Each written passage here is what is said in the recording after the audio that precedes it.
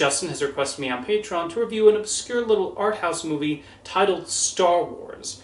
I don't know how many of you have seen this film, but it seems to be pretty well regarded by those who have.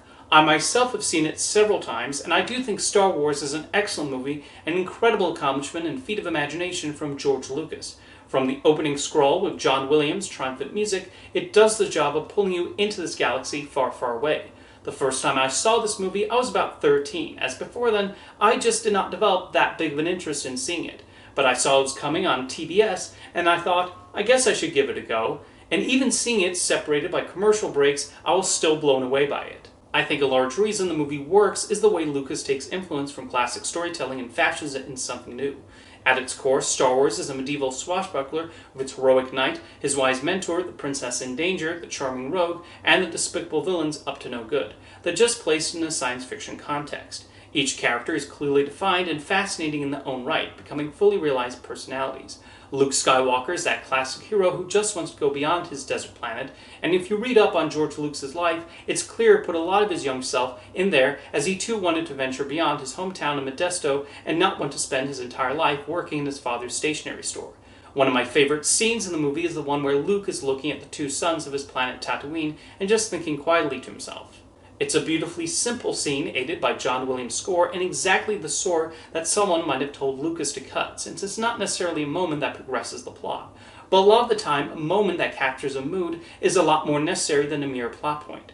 A particularly daring decision on his part was having most of the beginning of the movie focus on the two droids. This big epic space opera spends a good chunk of time just following the comic relief in the desert, but it works because C-3PO and R2-D2 are given such identifiable personalities. The latter only communicates in bloops and beeps, and we still understand his playful and determined nature. The political aspect of the plot also enhances the film and the world established here.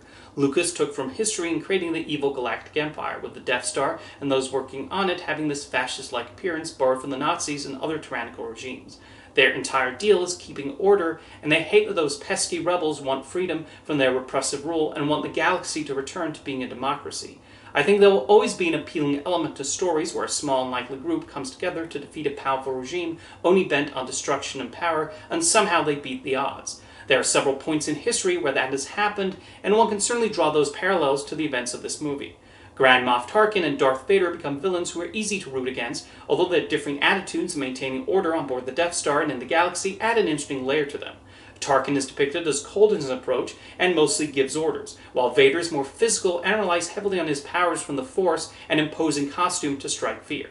As for the heroes themselves, the camaraderie that develops between Luke, Princess Leia, and Han Solo is wonderfully shown. Lucas writes Leia is very feisty, and even though part of the plot involves her needing to be rescued, she's more than capable and takes charge at several points. That's a large credit to Carrie Fisher, who did such a good job of showing Leia's ability to stand up to the Empire, and in only a few moments does her fear slip out, mostly in the scene where her planet Alderaan is blown up. Harrison Ford also brings the needed charm to Han Solo, properly balancing his cynicism about the Force and his desire to make a profit with his eventual heroism and realizing how helpful he could be to the rebels. We also have Alec Guinness as Obi-Wan Kenobi, proving a strong mentor for Luke. Even though a lot of his early scenes are largely used for exposition as he explains the role of the Jedi in the galaxy and his own history with them, it never comes across like he's dumping exposition on us. That's thanks to Guinness, who smartly played Obi-Wan with the necessary gravitas and wisdom. Even though he would later make the occasional negative remark about the movie in interviews and look down on the dialogue, according to Lucas and the cast, that did not come across on set, and certainly not in his performance. Another thing I really liked about the movie is its sense of humor. I mentioned the droids earlier, but the leads also get plenty of funny lines. My favorite moment is Han speaking on an intercom on the Death Star, trying to make it seem like everything's normal. Large leak, very dangerous. Who is this? What's your operating number? Boring conversation anyway. George Lucas also does a superb job with the action, with the final Death Star battle among my favorite action sequences of all time. The combination of his direction, the work of the special effects team and Industrial Light and Magic, Ben Burtt's sound effects, the editing by Paul Hirsch, Marshall Lucas, and Richard Chu, and the music by John Williams made the scene such an exciting one, as the X-Wings fly into the trenches and Luke tries to shoot into that exhaust port. The movie has a lot of brilliantly constructed action sequences, but this one caps things off on a high note. Lucas has continued to tinker with Star Wars over the years, adding new scenes and special effects. I don't find the things added in later special editions to be too distracting here. The most obvious is the scene between Han and Jabba the Hutt, which is mostly redundant as it just repeats the same information from the scene with Greedo. Speaking of Greedo, that scene was altered in 1997 to have Han shoot first, but the version I'm most familiar with is the 2004 cut, where it looks like they shoot at about the same time, and it goes by so quickly I barely even noticed the order. While Lucas is free to alter the film however he wishes, I disagree with his decision to not make the original 1977 cut widely available.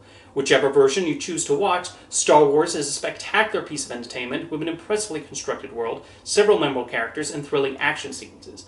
Like I said, I'm not sure how many of you have seen or heard of this film, but if you have, let me know your thoughts in the comments, and thanks for the request, Justin.